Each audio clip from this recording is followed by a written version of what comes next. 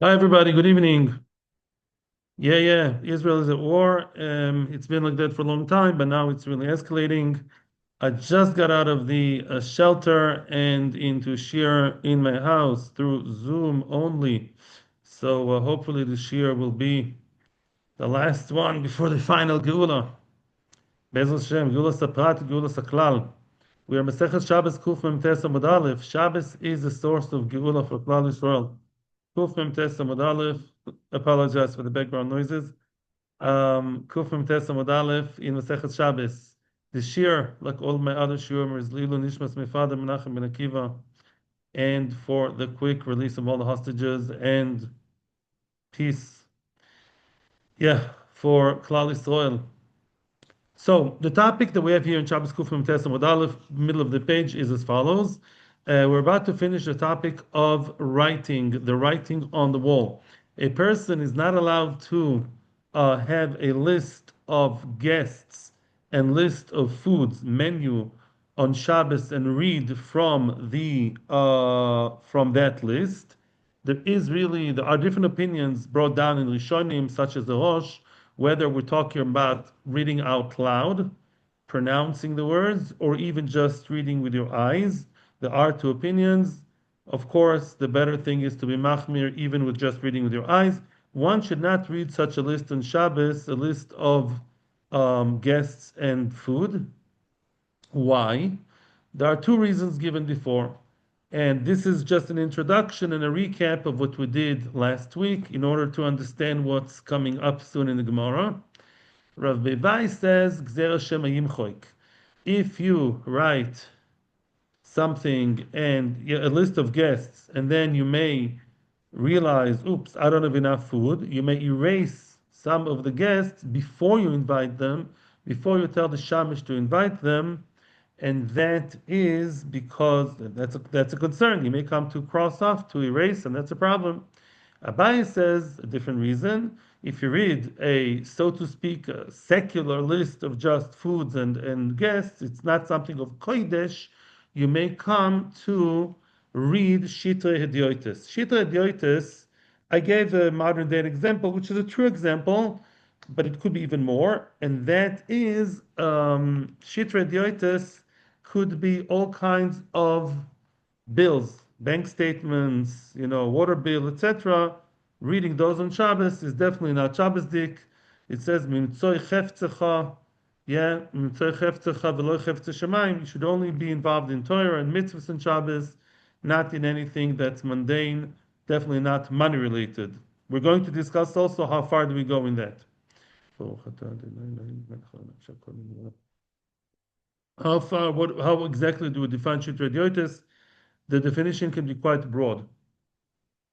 And then we mentioned the fact that according to one opinion, if you write the list on a wall, on the actual wall, that's where you have your list of guests and list of food, and the writing is on the wall. I'm inviting the Kohen, the Levi, Ohana, Pachachovsky, and I am preparing chocolate mousse and chicken and cholent, all that is written high up on the wall, then there's no concern one we come to erase because it's too high up. And then the Gemara said, what do you mean? We learned in a previous Gezerah, in a long time ago in the first parak, we learned of a gezerah regarding not reading any important material by the light of a candle, because it may come to tilt the candle and increase the havara, increase the light, and that's also. And then we said not only if the candle is within your hand's reach, it's also. Even if the candle is high up, it's also also. Why? Loy plug. Rabba, the Amoira Rabba said a rule: once it's usher, even if it's, I don't know, 5 meters above your head, no normal human being can reach that far. 10 meters, yeah, you can't reach that far. Rabbanan said if it's usher, it's usher. And here, however, we see an opinion that argues. Says the Gemara, yes, they argue. Why? The Rabba Tanohi. Here we go. We're starting today's shir. The Tanya. We see that concept of not differentiating between when the Isser really applies to a situation when the Isser doesn't, the reason for the Isser doesn't apply, there's still a blanket umbrella Isser all over. Yeah, we generalize the Isser. That itself is the Machlokas Amoraim, and above them, Machlokas Tanoim. The Tanya. Oh, now we're getting to the crunch. Moine Odom es Orchov Vespa Peroisov Mipiv. A person, should have good memory. Not a bad thing in today's day and age. Everyone's stuck to the screen all the time. So today and every other day, and on Shabbos, if you have a list of guests and a list of food items that you're going to serve on Shabbos, the menu, mipiv, you should memorize it. I have so and so guests, such and such food. Oh, I have too many guests, so I'm just going to tell the shamish, the servant, not to invite them. Avaloi min aksav, says Tanakama, as we said before, don't have it written and don't read from the list. According to I think it's Ramos says, according to some poskim, not even with your eyes, don't read it. Rab Acha matir miksav shal gabe koisel. Rab Acha says, no, you're allowed to read such a list, providing that this list is written on the wall. Frag the Gemara hechidami. The Gemara just quoted the Brisa, and the Gemara is now about to elaborate and explain what the Brisa means. Hechidami, exactly what is the case in which they argue whether you can or cannot read from the wall? Because Tanakama says it's always osur. Rav Acha says that if it's on the wall, the list is on the wall, then it's okay. What's the story? Hechidami. If it's written down below within hand's reach on the wall, how does it help it's on the wall? Then still the concern is there. Who cares if it's on the wall? Who cares if it's on a paper or on the wall? It's still something that's erasable. You may come to erase it, and that's a problem. Why does Rav Acha allow it? Isn't Rav Acha concerned? Rav Acha is a Tana. Elalav the kosav umidli. Must be that the issue of the wall, when Tanakama does not allow when it's written on the wall, and Rav Acha does allow it if it's written on the wall, it's midli, it's high up. Midli means high up. Why do they argue whether it's okay or not? Shmamina derabba, tanoihi, shmamina. Shmamina, that really, what Rabba said is of itself an issue of machlokes tanoim. Rabba says that even if technically the reason for the gzer does not exist, it's still also, we make gzer general so people don't get confused, people don't get the funny ideas. We want to make the Isser across the board, says Rabbah. And Tanakama, I shouldn't say Tanakh follows Rabbah, but what Rabbah says makes sense according to Tanakama. He always forbids it. And Rav Acha argues in the concept of Rabbah. Rav Acha says no. Rav Acha says we only forbid it when it makes sense. But if it's high up, then there's no problem. Dhani Tanoi, Kani Tanoi. These Tanoim who argue about whether or not if the reason doesn't apply, do we still say that the Isser does apply? That again plays the same concept. We see the same machloikis, whether we make across the board Isser or we don't make the Isser across the board. That plays a role in a different machloikis about looking in a mirror on Shabbos. Apparently, to look in the mirror on Shabbos is an issue. The Tanya says in the Braisa, "En roin b'mar or b'Shabbos." The Nekama says one is not allowed to look in the mirror on Shabbos, and soon we're going to know why. You shouldn't look in the mirror on Shabbos. I'm not talking about the fact that there is stam an issue mentioned in the Dezor Daf Chavtes in Tosfos whether men should look in the mirror or not. Depends on minhag hamokom. The safe in your place where it's normal for men to look in the mirror, then it's okay. Men should not look too much in the mirror to beautify themselves. It's like a feminine thing. There's a whole issue about whether men should look in mirrors or not. I think the minhag today is to be makel as long as you don't overdo it or do anything inappropriate or too, fancy or to groom yourself too much. But to make sure you look normal is quite accepted if you want to look in the mirror. However, according to the Braisa, says the Nakama, one should not look in the mirror on Shabbos, and soon we're going to explain why. Rabbi Meir says depends. Rabbi Meir says it depends. Matir b'mara kavua b'koisel. Meir says if the mirror is stuck to the wall, it's glued to the wall, as many of the mirrors are. It's not a small mobile mirror, it's one on the wall. Mirror, mirror on the wall. Yep. So that mirror on the wall, that is okay. Now it's time to explain why. Apparently, why do people look in the mirror? And I'm talking about men. Yeah, you don't put makeup, hopefully, and you don't someone to see, the color of your eyes or something. Why do you look in the mirror? You're trimming your beard, right? You want to make sure you have a nice haircut.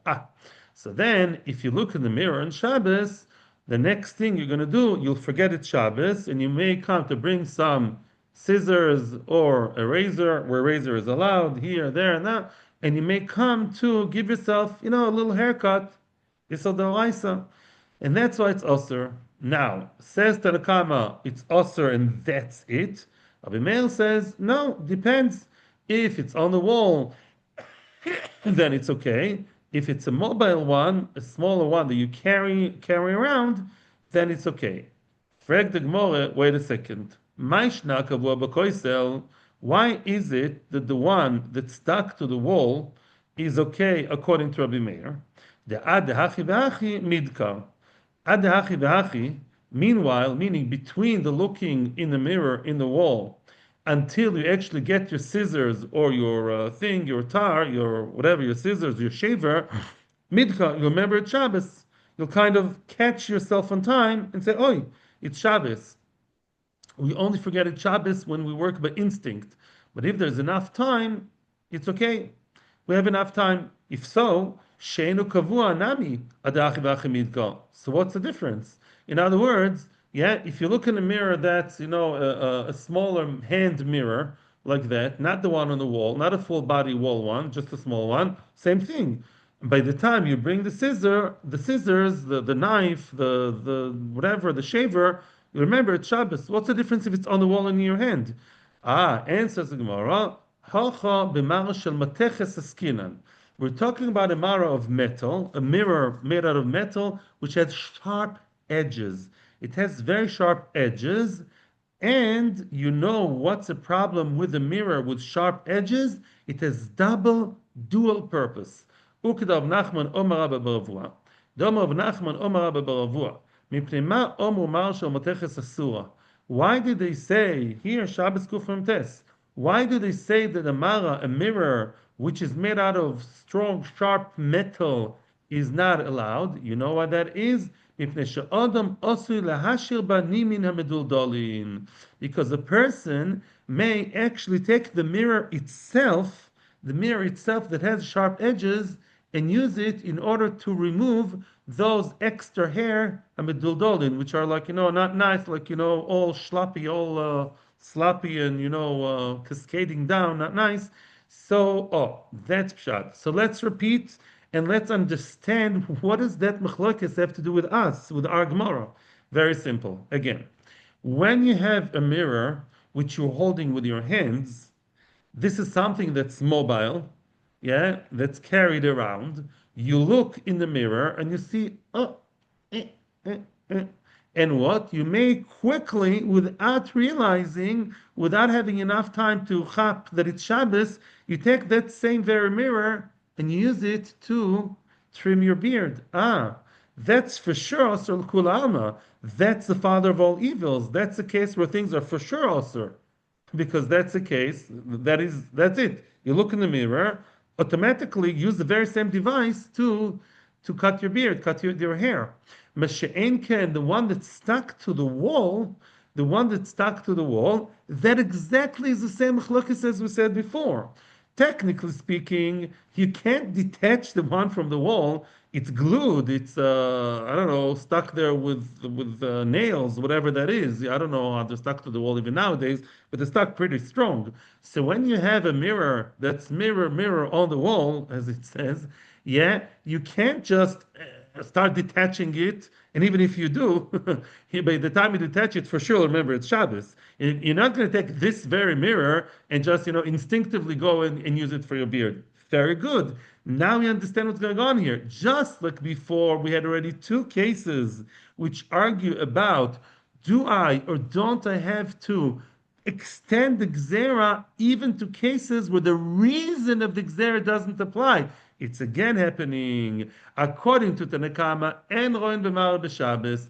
Tanakama says that's it. If it's usher with the logic of the mobile one is also because logically you're going to come too quickly cut your beard, then even the one in the wall where the concern is not there, we extend and expand the gzera. That's Rabbi Meir. The She'enkin, the second opinion, yeah, that's the Nakama, sorry, that's the Nakama. The She'enkin Rabbi Meir Rabbi Meir allows the mirror.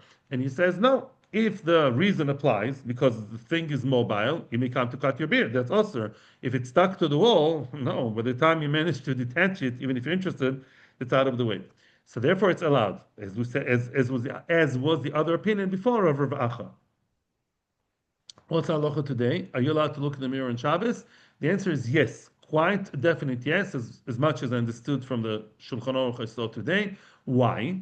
Today's mirrors are not made at all. They're not made at all for what should we call it? They're not made at all for cutting.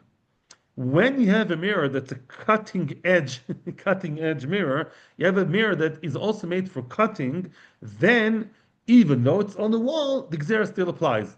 But when you have a type of mirror which is never ever made for cutting, whoever cut his hair with mirror, never seen such a thing in my life, and I've been to many places.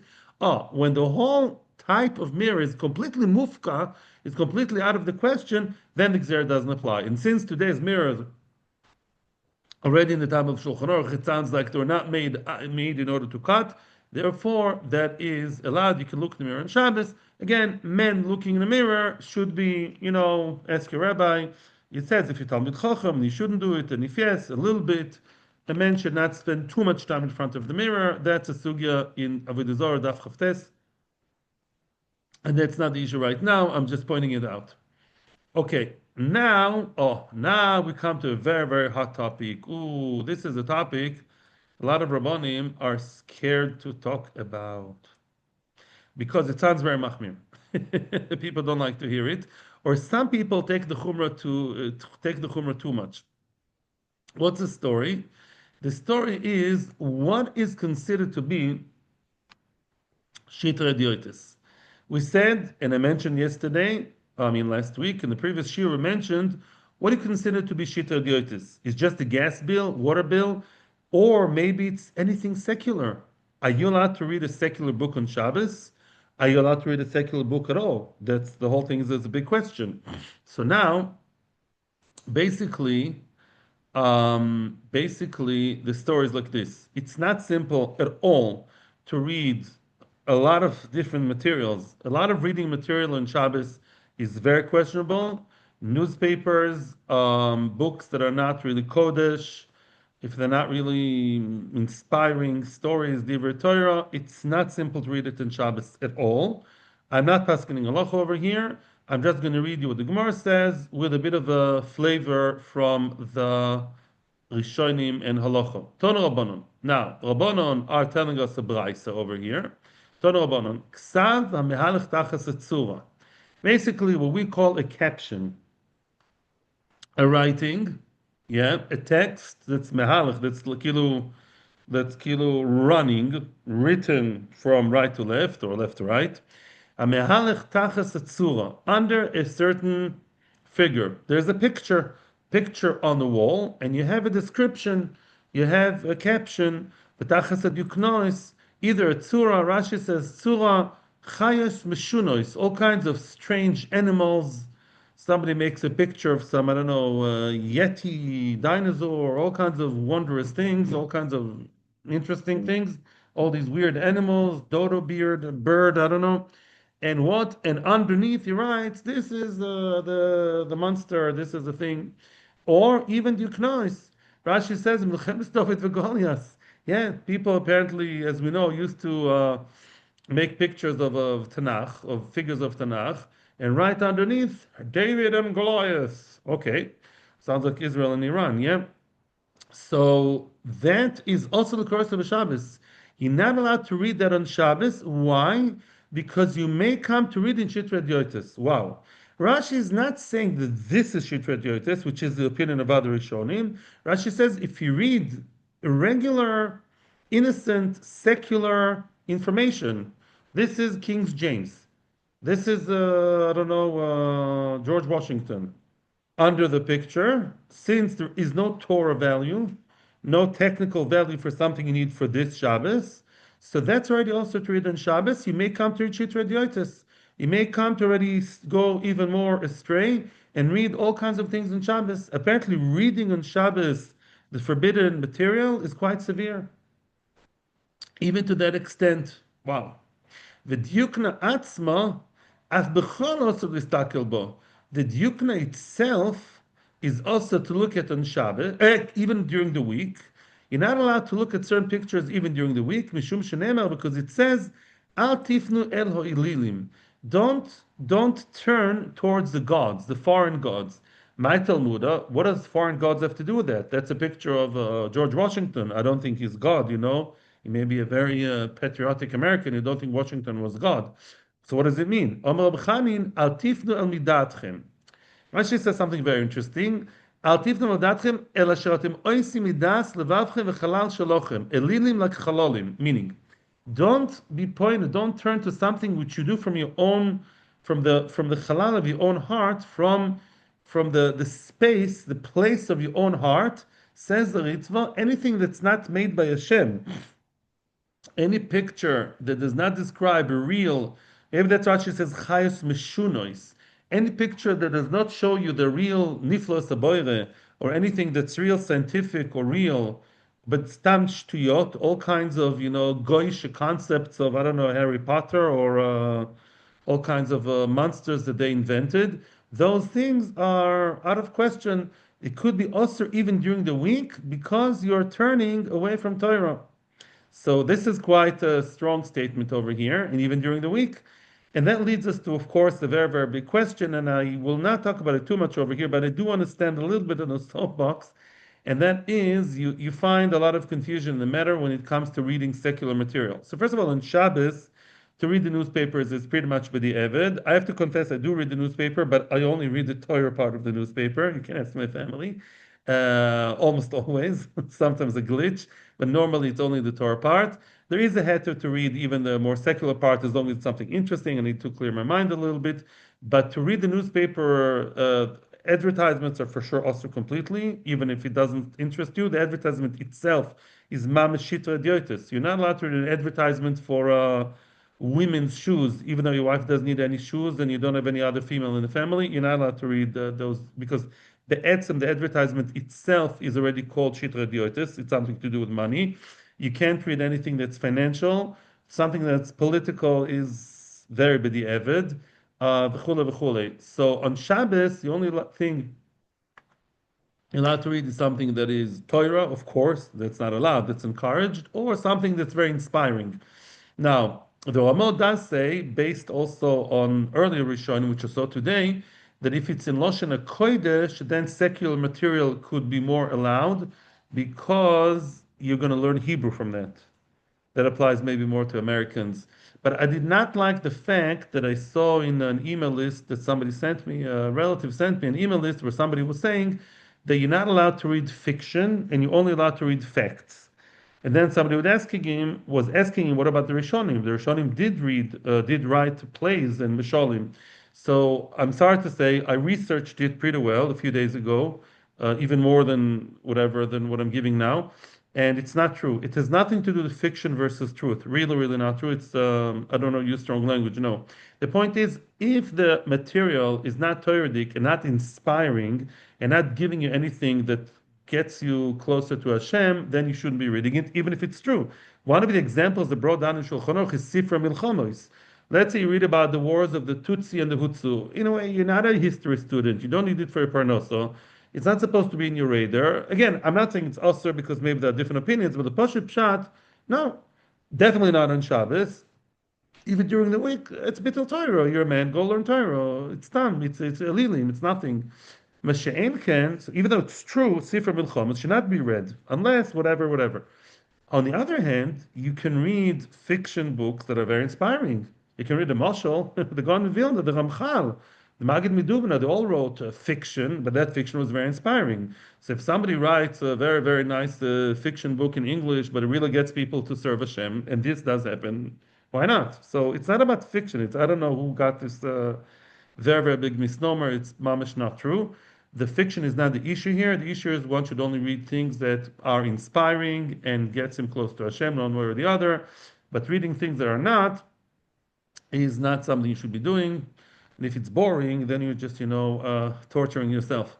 Mephis Adam im Bonov. There's much more on the subject, but this is basically within the realm of our shir, what we can give. Mephis Adam im Bonov. Oh, we saw in the Mishnah that a person is allowed to basically run a lottery over the Shabbos food with his family, yeah, as long as they don't fight over, as long as the lottery is not about the big pieces versus the small pieces. So let me just explain. What the Mishnah sounds like, without starting the Gemara, is imagine yourself a nice Jewish family. Shmuli and Moishi are fighting over who's going to get the crunchier piece.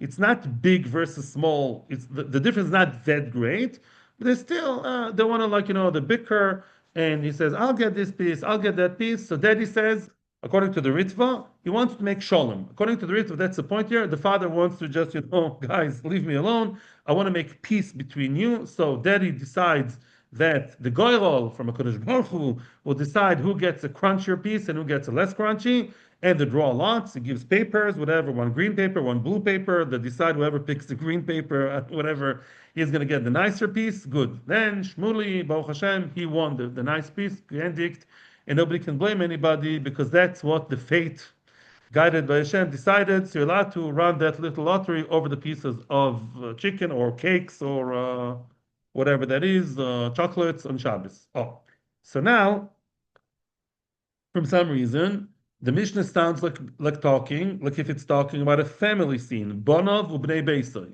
Zog the Gemara is now midaik from the Mishnah in Bonov im bnei beisoy in vim acher loy. Oh, we see only with the family, yes, but with other people, no. Which means, let's say it's not a family scene.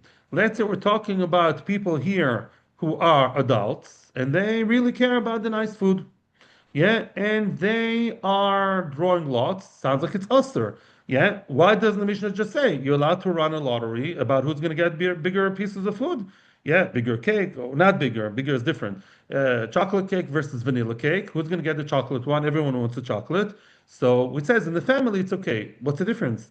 Why not? And if it's Reuven and Shimon, I don't know, Stam friends in yeshiva, Stam friends, Hasidim sitting together, I don't know, for Brengen, each one wants a nicer piece. Mashma, you shouldn't do it. Why? What's the difference?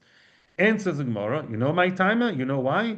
Kedov Yehuda Omer Shmuel. Domer Yehuda Omer Shmuel. Domer Yehuda Omer Shmuel. Bnei Chaburo מקפידין זה על זה, אויברין משום מידה ומשום משקל ומשום מניין ומשום לא הבינו פורן ביום טוב. Oh, this is like this. Bnei Chabura are people who, one second here, you have Gemara. Hi. Bnei Chabura are people who are, one second please. Let me just make a quick break here a second. Bnei Chabura makpidim ze al ze. Bnei Chabura are people who normally, on a normal basis, they always borrow from each other, and therefore we have to make stronger takanas for them. In other words, Chazal always cared about a situation that happens on a normal basis. Chazal are never goizer on things that may happen one-off. Yeah, these Bnei Chabura normally lend and borrow from each other, and makpidim, they are very particular with each other. They're not just being nice and just give in so nicely. They did not learn in the nursery to be mevater or in a muster shmuz. They are not mevater. That's how they are. Let's say that's the way they are. And if one of those Bnei Chabura, if I lent him a bigger egg, yeah, and he gives me back a smaller egg, ooh, I'm gonna sue him to court already. Then they're very likely. There are many explanations here in the Rishonim. I follow Tosfos of the second shot. If they do that on Shabbos and Yom Tov, then they're very likely to break the isser of measuring, either measuring the size. Eh, the licorice she gave me last week was 10 centimeters, and then no, I shouldn't give you 9.5. It should be 10. Let's measure it. I have to know if the licorice or I don't know, the blinches I gave you, is it 8 millimeters or 8.5? Then we come to measure. Umishumishkal, how much did it weigh? We got to know how much it weighed. I gave an avocado, I don't know, it was 300 grams. This is 350 grams. Oh, so they may come to be over without realizing, they'll be so into akpodo, they may come to measure on Shabbos and Yom Tov. That's also Shuminyan. They may also count, may come to writing even. Umishum loivinu peron b'Yom Tov. Oh, what about the fact you're not allowed to lend on Shabbos? Ah, I thought there was a solution for that. You're allowed to say the word mashil and not loive. Huh, they won't. They won't say mashil. They say loive. Yeah, because mashil means I have to give you back very quickly. I won't do that. I'll dafka say loive. In other words, they will break all the rules because of their akpodas. Okay, so therefore they shouldn't bechlal bar on Shabbos. There's no way they can borrow on Shabbos, and Shabbos just gets your hands off. Don't, if you know that you are in a relationship when you are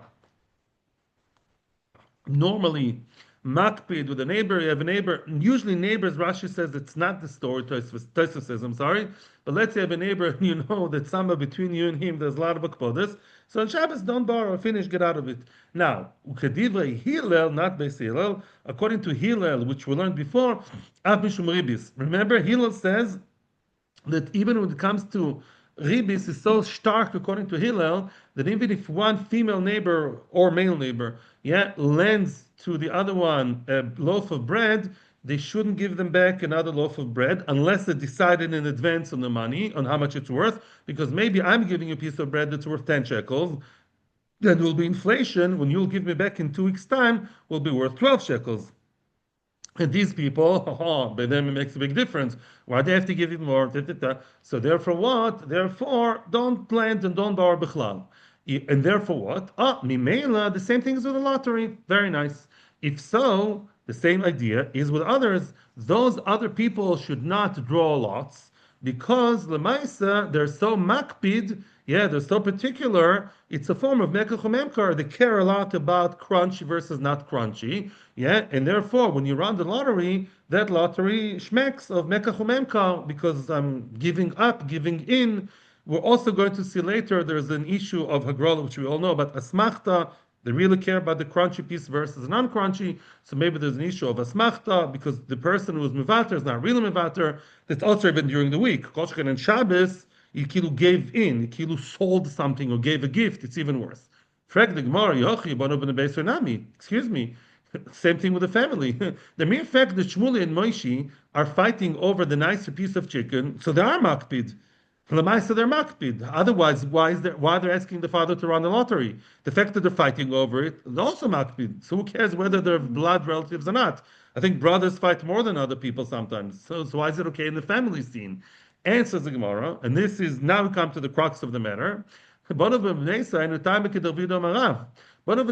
okay to draw a lottery sometimes, according to Rav Yudah Marav. Don't Rav Yudah Marav. Rav Yudah Marav says the big chiddush in Maseches Bava Metzia Daf Ein Hermod Aleph. Muter lahalvas bonav b'meisa beribis.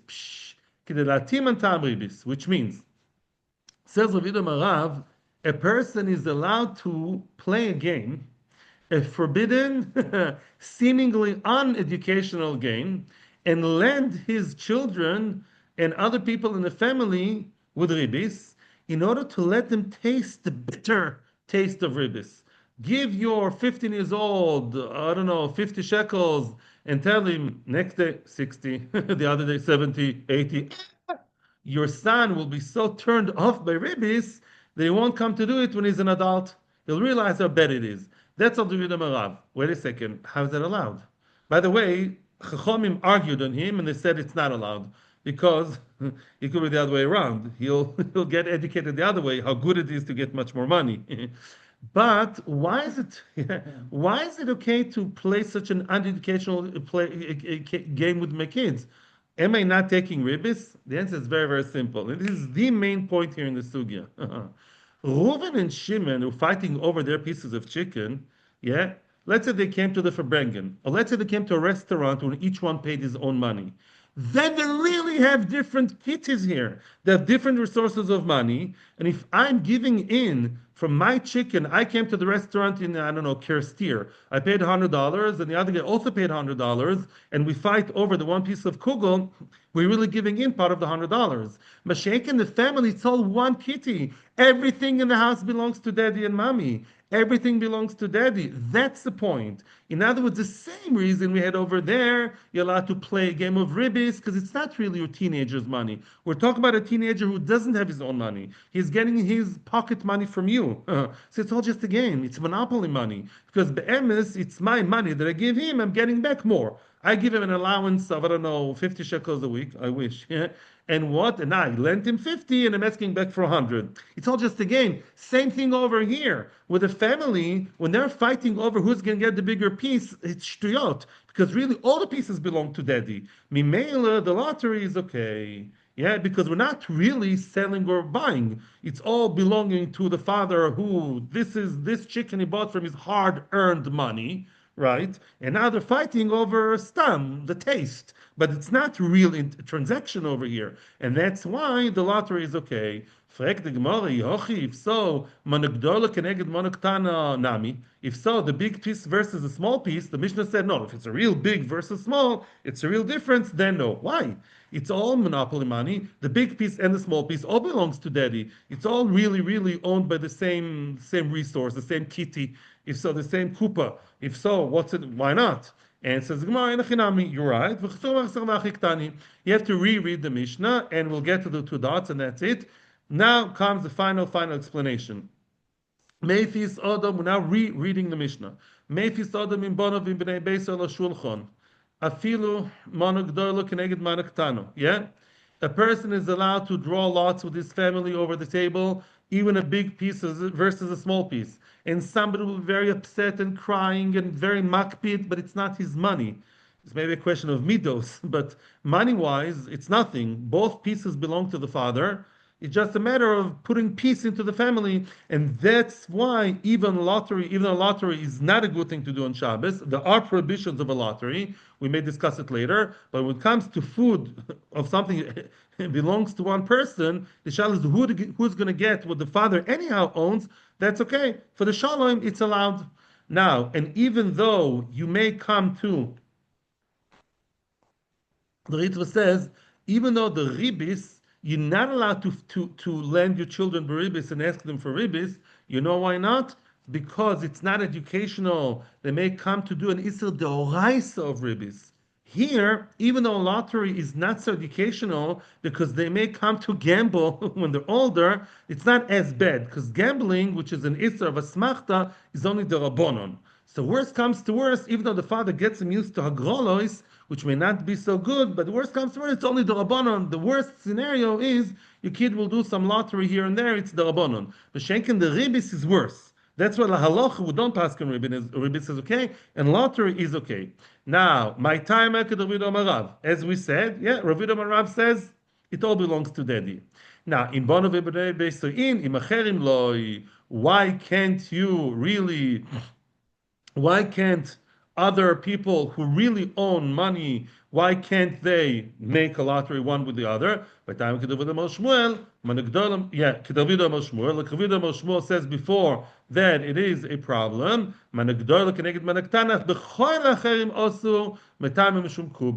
Very, very good. Which means a big piece of service is a small piece is always osir, even for adults, because of Besachik Bikubia, that's real lottery. Yeah, that's mamish Isser of a lottery. Can you close the door, please? We're done. Okay, we're the cheer's over. Yeah, mishum kubia. Yeah, thank you. That's kubia. What's kubia? It's lottery. It's a gambling. In other words, and that's a smachta. If Reuven comes to the restaurant with his money and Shimon with his money, the only two nice pieces of chicken left there on the table, and it's a weekday. They go to one of these restaurants, whatever, big piece, small piece. Also, even during the week to run a lottery, because I'm not really moichel. I'm not moichel. He should get the bigger piece. I gave as much money as he did. Why is he going to have the bigger piece? Because the goyrol decided. I'm not happy with the goyrol, and therefore, because it's an asmachta, it's also even during the week. Tomorrow, Bezos Hashem, I don't know what's going to happen. We live in a matzav of, day to day. Either the shir will be in shul or in Zoom. I'll let you know during the day. Tomorrow is a very interesting Agadata. Most of the day today will be Agadata. Some of it will be about Nebuchadnezzar the Rosho.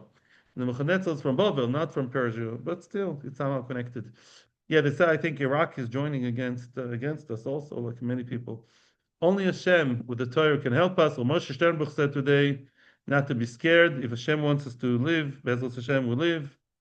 It's all up to Kadosh Baruch Hu, not up to anything or anybody else, and all the other shtuyot. Don't listen to the media. Of course, we have to stay safe because we have a chiyuv of ishtadlus, but that's about it.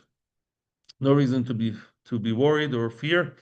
Atzlacha bracha, thank you very much, and shkoyach for being in Zoom, being in body. V'chulei, thank you. Atzlacha bracha. Jace is in here, is online with us. Call to.